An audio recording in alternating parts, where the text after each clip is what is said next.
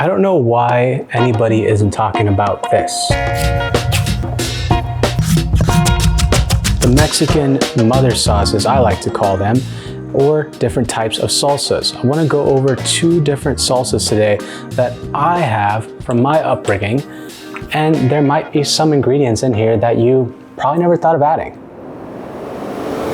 This first sauce you might not consider a sauce. This sauce is also known as Pico De Gallo. And Pico De Gallo, as you might know, if you don't know, it's more of like a chunky relish type of situation because everything is more just chopped up nice and small rather than blended into what's known as a salsa. Salsa means sauce, by the way, in case you didn't know the Spanish.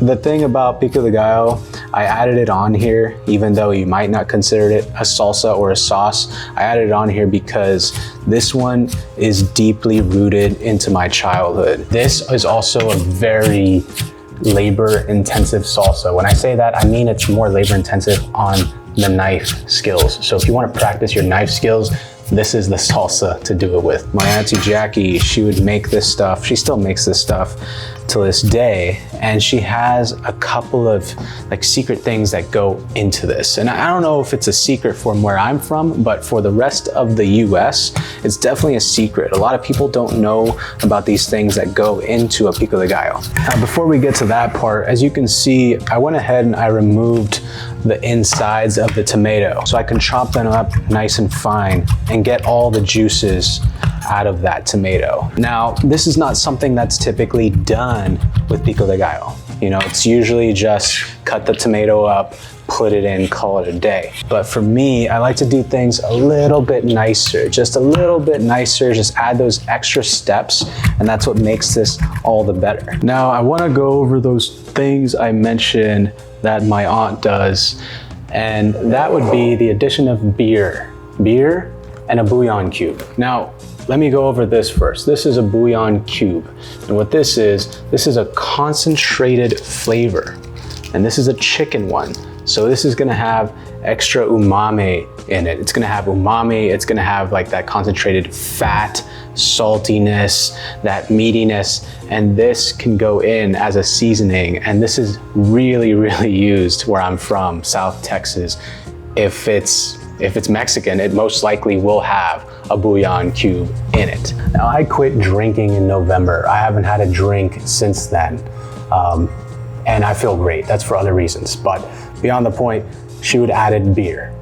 I'm not adding in beer, so I am going to substitute with Nutrition's yeast. The Nutrition's yeast, I'm still gonna get that yeastiness from the flavor of the beer, you know? And I'm also gonna add in apple cider vinegar. This one is a nice one that has a mother on the bottom, so it's still alive, kind of like a beer would be. So that is my addition to it, and I think it's still gonna be quite nice.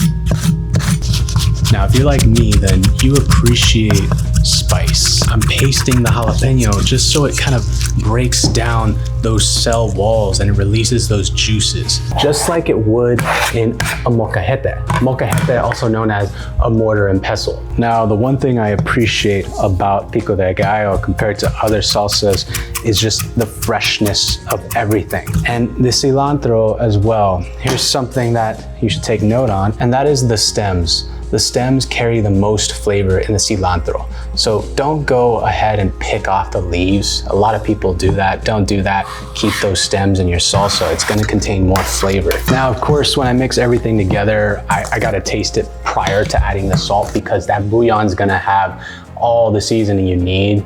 So there's a possibility that you might not even need salt. But if it does, just taste it, add salt to taste. If you need more acid, add more acid to taste. This one is definitely close to home for me. My Aunt Jackie, she makes this all the time. I still love it till this day. And I can tell you by experience that when you let this salsa at least sit for 30 minutes or so, it's gonna be better because everything's gonna sort of macerate in itself. Like the tomatoes will soften up and the onions, everything's just gonna sort of like soften up and release more juices, more liquid. This one right here is one that I freaking love, and this is Salsa Taquera. It's something that I didn't know the name of forever because I just always knew of like, this taqueria has this salsa that is super creamy and spicy, and I love it. I was like, what did they put in it? I was younger, I didn't know anything about cooking. When I learned, my mind was blown. So you basically just add avocados to this salsa verde. So salsa verde that contains all the ingredients of a normal one, which is fresh tomatillos, onions, jalapeno, serrano. You get the whole point. It's all the green things, but with the addition of the avocado, it makes it nice and creamy. This is the salsa that I always go for at every taqueria. And this is my version of it. I'm still utilizing the beer in a sense. I'm doing apple cider vinegar plus the nutrition's yeast. Why is this one much simpler than making something like a Pico De Gallo? Well, the reason being is I could just toss it all into the container and give it a blitz, or put it into a blender, give it a blitz, because you just want to blend it as fine as you can, really. I like it kind of chunky like this. That's why I use the hand blender and blitz it. But it's very simple. Just toss everything in there and good to go. Okay, now why am I pouring bacon fat into this glass bowl? I thought we were doing a video on salsas here. Well, I can't show you guys a bunch of salsas without showing you something to put it on, right? And what I'm gonna put it on, it has to be breakfast tacos. So of course, for breakfast tacos, I'm gonna need bacon and I'm gonna need bacon fat. Now you see the vessel for these tacos is gonna be flour tortillas. And yes, flour tortillas are the real tortillas for breakfast tacos.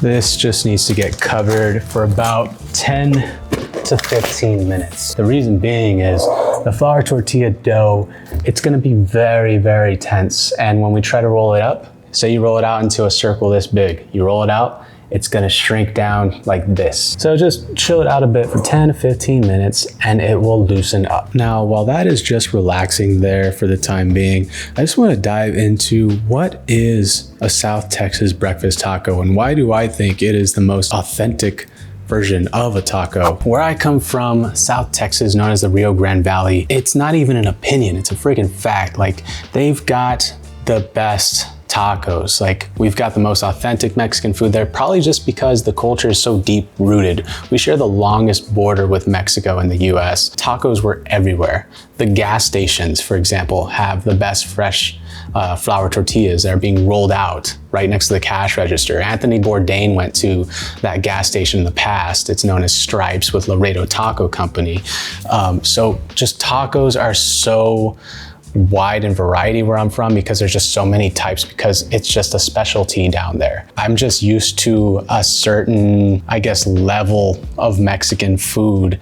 And it's not to say that it's like authentic, because it's not. It's just its own thing. I guess we can call it Rio Grande Valley Mexican food. And you're probably thinking like, man, this dude is BSing. His Spanish is so bad, like his accent's so bad. Well, that's just because of my upbringing. I was always the odd one out in my hometown because I look sort of different compared to everyone else because of my Cajun side of my family that I didn't have because I didn't have my father in my life. But then there was also my grandma who I was raised with.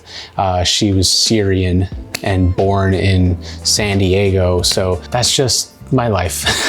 I never quite fit in. That's the gist of it. So take my word for it. It is a really good taco, even though I don't sound like I know what I'm talking about because of my accent and my Spanish not being so good. Even my English isn't that good. I am pretty hefty on the flour because this is the way I like them. And it always starts off by flattening your ball into a nice disc like such. And then I just do what I call the roll and turn method, because I roll it and then I turn it using equal pressure as much as I can every time. And then you just get good at this whole process. You get the muscle memory, and then you just keep repeating it until you have a somewhat round tortilla, just like this. Now, why cast iron skillet for tortillas? Why are they the best for tortillas? And the reason being is the non-stick property once you season it up really well. And you might be asking yourself, why don't I just use a non-stick pan? Well, you could, it would work, but it's just not gonna be quite the same. See, the thing is, this cast iron skillet, it has even heat distribution. It's also gonna hold the heat quite well. So you're gonna be able to get a nice consistent cook on every tortilla, while as in the other pan, it's not gonna be as consistent, so you're gonna be messing around with that heat on your stove a lot. Trust me, it's a real big pain. This one, I've just left it on low the whole time after heating it up, and it's consistent right now. It's just going for me. The tortillas have flour on them, so it can start to burn after a while. So what I have here is just an oiled paper towel, and I just give it a little wipey wipe clean, and then I go back to my flour tortillas and I just keep ripping them. I'm not gonna go too far in depth on the fillings of the breakfast taco. I kinda wanna save that for a master class on my breakfast taco. I really wanna make that video, so let me know if you want that. That's it for salsas today.